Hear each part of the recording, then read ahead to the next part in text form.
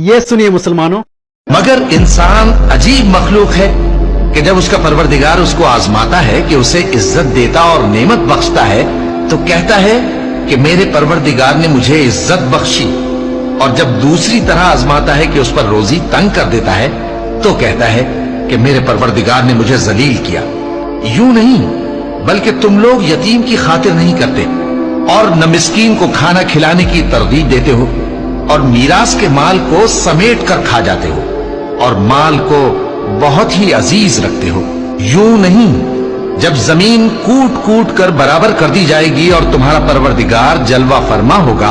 اور فرشتے قطار در قطار آ جائیں گے اور دوزخ اس دن سامنے لائی جائے گی، تو انسان اس دن سوچے گا، مگر اب سوچنے سے اسے فائدہ کہاں مل سکے گا؟ کہے گا